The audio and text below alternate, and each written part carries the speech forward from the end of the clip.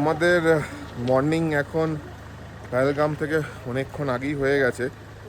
আজকে আমি ফ্রেশ হইনি, শুধু ব্রাশ করে মুখ ধুয়ে বেরিয়ে এসেছি, কেন আজকে আমাদের যাওয়ার কথা অমৃতসরে। তো অমৃতসরে গোল্ডেন টেম্পলটা দেখা খুব ইচ্ছা আছে, অনেক দিন ধরে ইচ্ছা আছে, বাট আজকে যেহেতু সময় আছে তো ওখানে যাব। তো রাত্রিবেলা যেহেতু গোল্ডেন টেম্পল ঢুকবো, এই জন্য ওখানে চান ফান করে একেবারে ঢুকে যাবো বলে এখানে আর চান ফান করলাম না।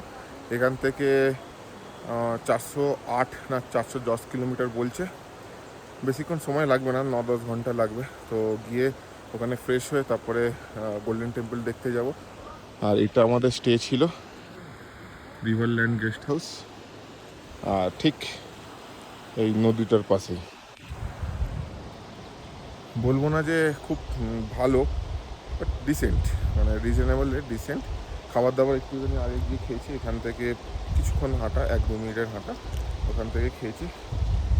মানে গাড়ি পার্ক করেছি এখানে পার্কিংয়ে, আর এখানে ভালো সিটিং এরিয়া আছে। গাড়িটা কোল্ড স্টার্ট দিয়েছি, ওরা ব্যাগ ফ্যাগ গোছাচ্ছে। এইটা আমাদের রুম ছিল, তো গোছানো হয়ে গেলে লোড করে বেরিয়ে যাব। আজকে আমাদের পাহাড়ের শেষ দিন, একটু মন খারাপ করছে, বাট ঠিক আছে।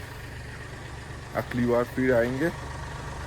হোপ সো যে কাশ্মীরের এই ইন্ডিপেন্ডেন্ট ট্রাভেলারের ব্যাপারটা একটুখানি শর্ট আউট হোক, যারা আমাদের মতন ট্রাভেল করে, গাড়ি নিয়ে আসে কিংবা ইন্ডিপেন্ডেন্টলি ট্রাভেল করতে ভালোবাসে। ব্যাপারটা কোনো গ্রুপের সাথে আসে না, গ্রুপের সাথে এলেও নিজেদের গ্রুপ ফর্ম করে আসে, কোনো অর্গানাইজেশনের আন্ডারে আসে না, কিংবা কোনো ওই ট্রাভেল ট্যুরিজমের আন্ডারে আসে না। তাদের জন্য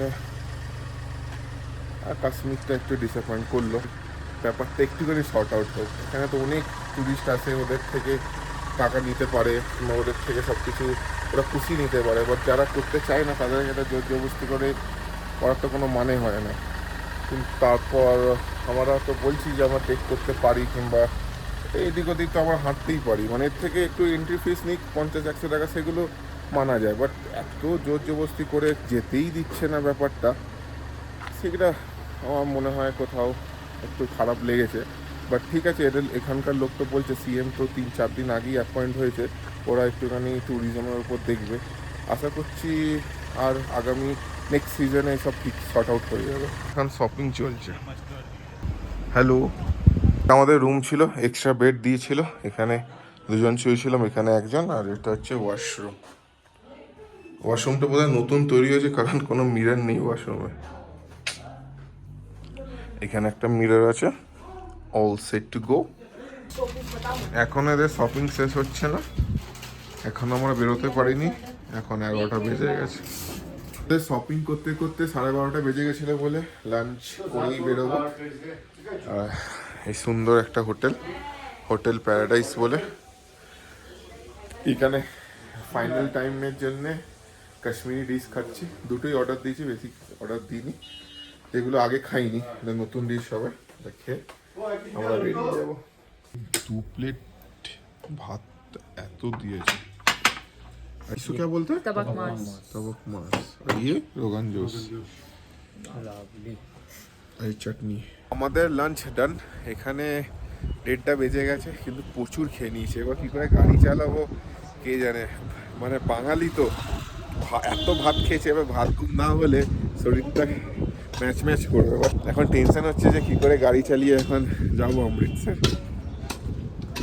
প্রচুর ঘুম, একটু ঠান্ডা হাওয়া লাগলে প্রচুর ঘুম পাবে। তারপর ওয়েদারটাও এখন 11-12 ডিগ্রি হবে, চেক করিনি, সকালে চেক করেছিলাম 8 ডিগ্রি ছিল। অসাধারণ খেলাম, খুব সুন্দর খাবার, খুব সুন্দর খাবার। খাবারটাই ল্যাম্পের ছিল, আমাদের কলকাতার ল্যাম্প তো অনেক কস্টলি, এখানে মানে প্রচুর বড় বড়, মানে এক একটা বোধহয় 150-200 গ্রামের পিস হবে। প্রচুর খেয়ে নিয়েছি। আমাদের বেরোতে বেরোতে এখন 2:30 বেজে গেছে, মানে ফাইনালি শপিং শেষ হলো। একটা পশমিনা শল কিনলাম আমি, স্টোল না এটা, হ্যাঁ শল না স্টোল কিনলাম একটা। ওটা কিনতে কিনতে দেরি হয়ে গেছে, এখন বেরোই। মনে হচ্ছে তো মাঝরাত হয়ে যাবে অমৃতসর ঢুকতে, দেখা যাক কতটা কি হয়। ইয়েস, অনেক কেনাকাটা হয়ে গেছে, পিছনে রাখার জায়গা নেই, এত কেনাকাটা হয়েছে। এর মধ্যে কিছু খুফিয়া জিনিস আছে, এটা দেখানো যাবে না, কেন দেখা যাবে না, বোম আছে।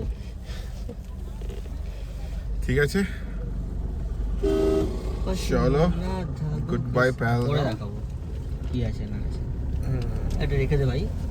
গুড বাই, আবার দেখা হবে 2-3 বছর পর।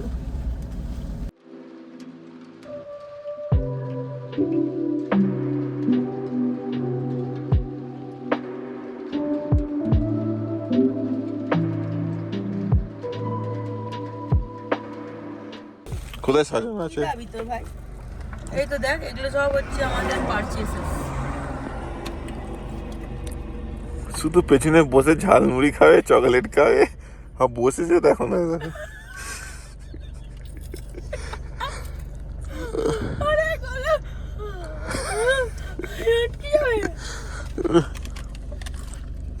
এইটা কি? খাবার বর্ষা, খাবার নেই, খাবার শেষ।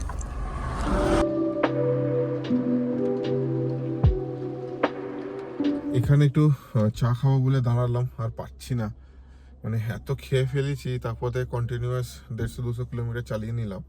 এখনো অমৃতসর যেই হোটেলটা বুক করলাম ওইটা এখনো 240 কিলোমিটার মতন বাকি আছে। একটু চা খাই, একটু রেস্ট নিই, আবার বেরোবো। এখানে চা বলে দিয়েছে, আমি জাস্ট এখন গাড়ি থেকে নামবো, একটু চা খাই। সেরকম ঠান্ডা নেই, এবার গরম, প্রচুর গরম লাগছে। মানে এখন তো টেম্পারেচার 20+ তো হবেই। এটা জম্মু থেকে এখনো ঠিক হয়নি, মানে অনেক জায়গায় প্যাচেস বাকি আছে। আগের বার 2 বছর আগে তখন এসেছিলাম, তখনও রাস্তা ঠিক হচ্ছিল। তখন থেকে এখন আমার যতদূর মনে পড়ছে কিছুটা ঠিক হয়েছে, মানে প্রোগ্রেস হচ্ছে, বাট এখনও ঠিক হয়নি। এত 50 কিলোমিটার ক্রস করতে প্রায় 2-2.5 ঘন্টা টাইম লেগে গেছে। এত ট্রাফিক, আর এখানে ট্রাফিক তো বিশাল।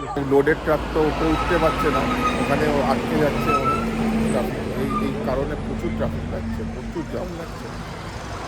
সত্য চিনি দিয়ে খাচ্ছি, কিন্তু এরকম ছাতু তো আমি ওখানে দেখিনি। এরকম ছাতু দেখেছিস ভাই?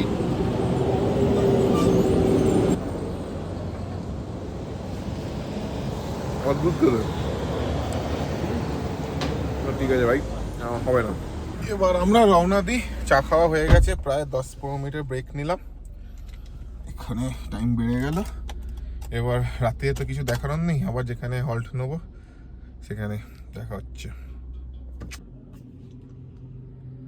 চ চ চ চ চ।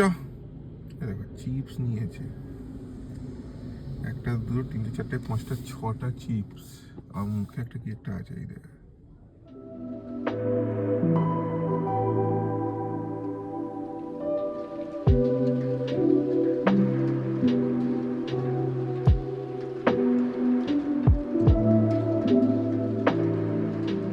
চায়ের ব্রেকের জন্যই দাঁড়িয়েছি। ডিনার একটু পরে করবো, 1-1.5 ঘন্টা পর।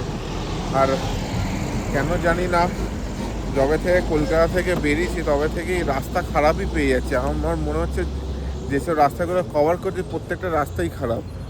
লাস্ট 50-60 কিলোমিটার এরকমভাবে রাস্তা সিঙ্গেল লেন, সার্ভিস লেন, এটা সার্ভিস লেন দিয়ে যাচ্ছে।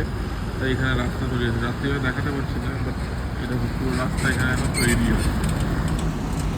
এই দেখো সব সিঙ্গেল লেন, মানে এত বিরক্তকর লাগছে না কি বলবো। কলকাতা থেকে আসছি, সেখানেও রাস্তা তৈরি হচ্ছে, চারিদিকে শুধু রাস্তা তৈরিই হয়ে যাচ্ছে। সব ইন্ডিয়ার রাস্তা তৈরির কাজ বলে আমি যখন বেরিয়েছি রোড ট্রিপে তখনই হওয়া শুরু হয়েছে। এত বিরক্তকর লাগছে না, এত আর কি বলবো। আমার চা চলে এসছে, আইসক্রিম আর মাজানা স্লাইস। এসাই হ্যাঁ, এখনো 25 কিলোমিটার এরকম ভাবে ঝেলতে হবে, আর ভাল লাগছে না।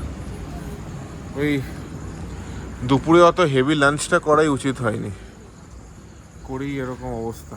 এটা না করলে তো অনেক কিছু মিস হয়ে যেত জীবনে।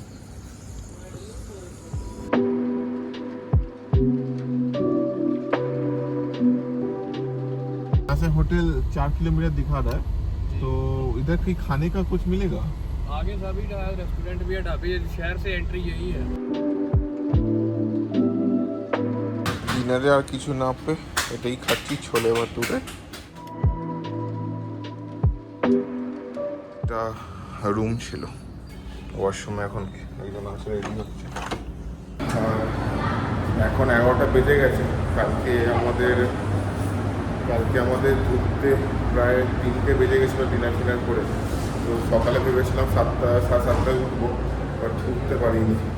এখন একটু লেট হয়ে গেছে, এখন বেরোচ্ছি। এখানে গোল্ডেন টেম্পল দেখি, তারপর আশেপাশে সাইট সিং আছে নিয়ে যাবো।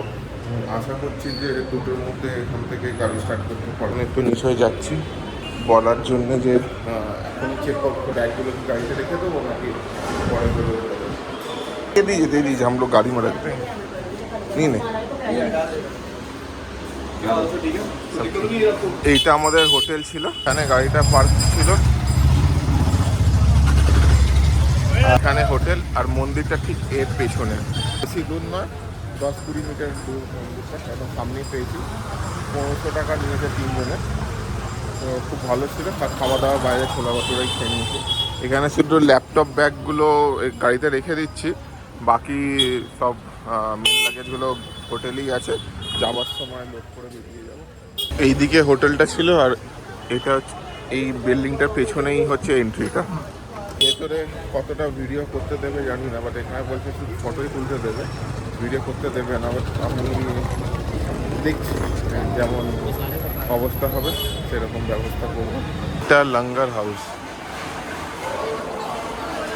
প্রচুর বড়।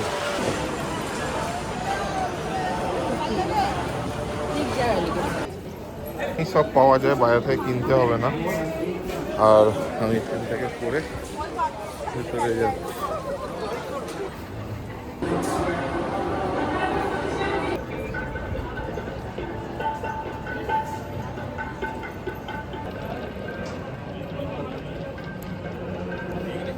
আমাদের লঙ্গার খাওয়া দান। এরপরে আমরা কোথায় যাবো জালিয়ানওয়ালা বাগ। এখান থেকে বেশি দূর না। আর এই আপেল, আমাদের একটা আপেল দিয়েছে। 3টে আপেল দিয়েছে, 2টো পকেটে, একটা হাতে। ওয়াও, চলো। नहीं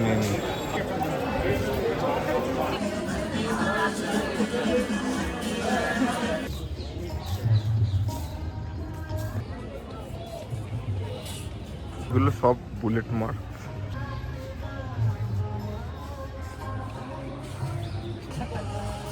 फोटो रखा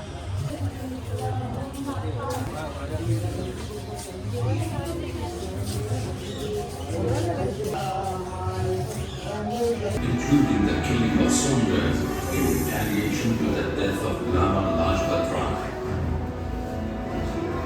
They gave themselves up. They were আমাদের দেখা হয়ে গেছে, এবার বেরোচ্ছি। এখন 1:30 বাজে, বেরোতে বেরোতে 2টো তো বেজে যাবে। ট্রিপের লাস্ট ডেস্টিনেশন আজকে শেষ। আজকে আমরা বাড়ি মানে কলকাতা যাচ্ছে না, দিদির বাড়ি যাচ্ছে। এই হচ্ছে বাঙালি, যেখানে পারবে সেখানে ফুচকা খাবে। কি কত করে? 20 টাকার 5টা। সুজির